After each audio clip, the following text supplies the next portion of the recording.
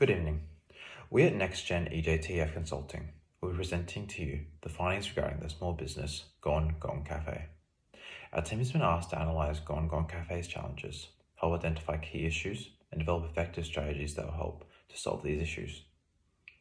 Throughout today's presentation, each member will present their findings, with James and Tom identifying issues, as well as providing strategies connected to many different theories, while Felix and myself will be outlining the justification for their choices.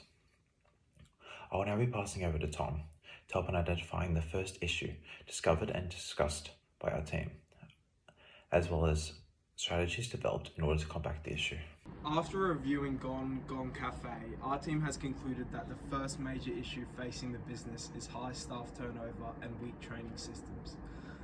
Staff are stated to come and go almost fortnightly, and new employees are met with unsatisfactory training, usually just being told to shadow a staff member for 1 to 2 shifts, as well as being provided a piece of laminated paper with instructions.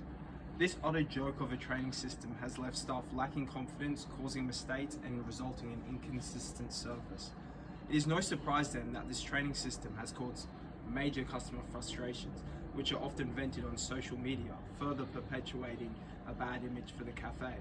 Because employees don't stay long enough to build relationships, skill or loyalty, these issues have remained pervasive and have led to an erosion of business morale and the beginnings, if not the creation, of a toxic work environment. To paraphrase an extensive issue, the cafe is stuck in a positive feedback loop where poor training leads to lack of confidence and skill, which leads to job dissatisfaction and therefore abandonment.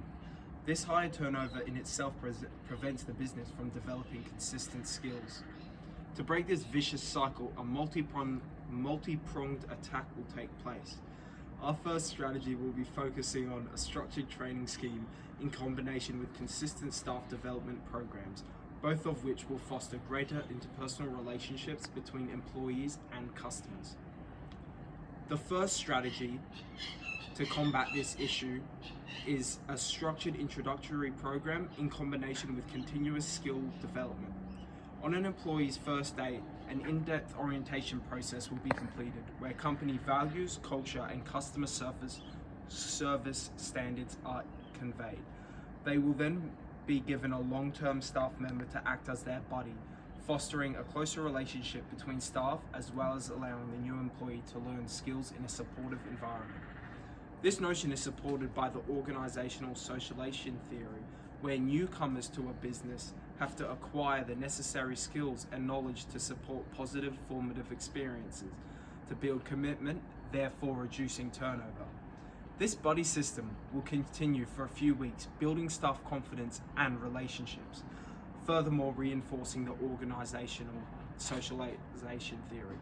Beyond this system, we further propose a continued skill development scheme, consisting of cross-training, workshops, and rotating responsibilities. Through this, it is ensured staff will build various skills, acquire a greater responsibility, and this responsibility will be shared among various staff members. Herzberg's two-factor theory posits that individuals who are given an opportunity to grow and face more responsibility within a business have increased job satisfaction and therefore ultimately reducing job turnover. Overall, a combination of these strategies will create a more confident, respectful, loyal, and familial workplace, leading to a more efficient flow of business, improved customer service, and a more sustainable culture for GoneGong Cafe. Thank you for listening to our first strategy. As previously stated by Tom, the first issue identified is the high staff turnover and weak training systems, aspects that will be improved by the implementation of multiple strategies such as 2-stage induction, buddy system, ongoing role rotation, ongoing training, as well as employee and growth relations focus. Each of these strategies were developed in order to combat the challenges faced through lack of training systems, leading to a high staff turnover.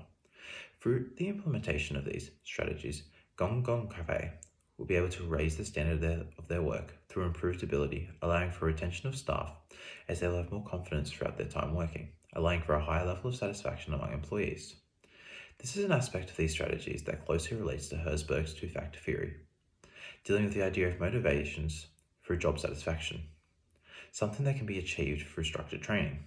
Along with Herzberg's theory, the second example provided being organizational theory closely relates to new employees, specifically focusing on their introduction to the work culture and norms, something that is quick to happen through the adaptation of new structured training.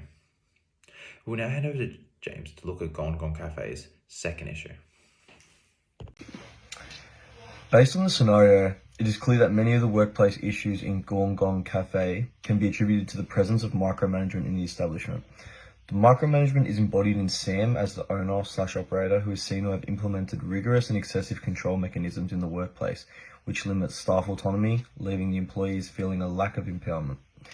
These control mechanisms come in the form of rigorous time constraints, excessive process and portion rules in laminated sheets, and scripted staff customer interactions, etc.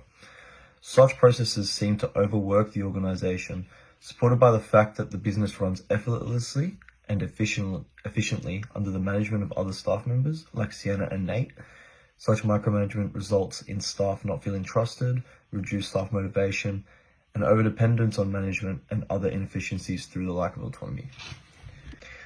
So strategy 2 that we are employing is the empowerment framework. The goal of the strategy is to produce and develop an efficient work environment where employees feel confident and competent in their role. This can be achieved by them feeling trusted and empowered in their workplace. This strategy can assist in achieving this outcome, as the manager, Sam, will feel less provoked to constantly involve himself if the staff can effectively operate the business by themselves. This framework includes anonymous voice of team surveys, similar to the surveys currently used within corporations like the Woolworths Group. These surveys assist in highlighting workplace concerns and issues which can be addressed, while also allowing employees to feel psychologically safe in accordance with Edmondson's theory. By giving employees a platform to feel heard, encouraging ideas, concerns, and questions while remaining anonymous, which encourages honesty. This framework also includes regular workplace meetings to review survey results, set goals, and to delegate workflows to take pressure off the management, allowing the employees to take a more hands-on approach to work. Finally, this framework requires Sam to abdicate his position as the autocratic style leader he is currently undertaking to become more of a coach style leader, which will fit in with the goals and objectives of the framework. This does require Sam to become more approachable through listening and trusting his staff members. A change in his management style will effectively empower his employees.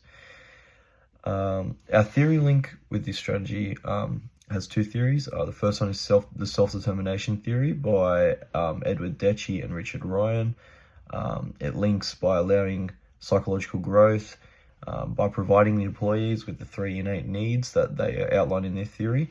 The innate needs in questions are autonomy, which is provided by Sam relaxing his autocratic approach and by allowing the staff to speak up. Competence, by allowing the staff to feel competent within the workplace by delegating their own workflows and allowing them to take more part in decision making. And relatedness. As a mentor style leader, Sam can relate to the employees, making him more approachable and effective as a leader, which fosters employee growth.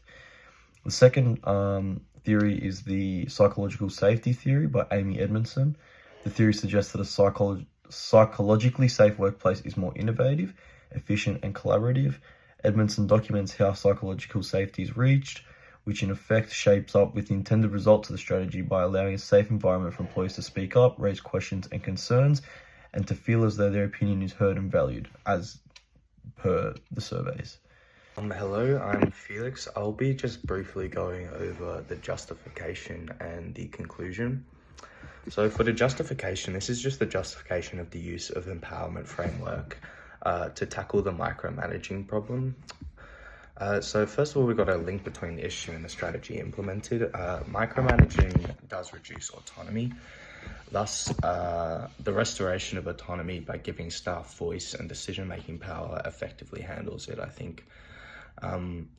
Also, the self-determination theory, which states that employees need autonomy, competence, relatability in order to stay motivated in the workplace, really does add to why it's important that we implement these strategies.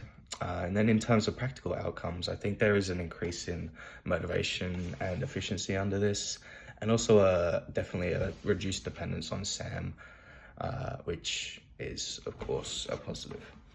And then in terms of conclusions, Essentially, the issues indicated a culture of control and a big lack of autonomy. That's what we saw in general in the business.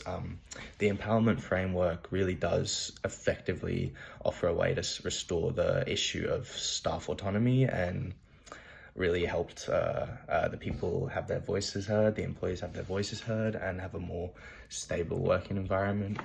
Furthermore, a structured onboarding and ongoing skill development program, which aims to improve confidence alongside improving staff loyalty, absolutely does improve the staff connection, and I think is very justifiable. In general, these strategies promote a more motivated and skilled workforce alongside increased efficiency and just overall capabilities. Thanks.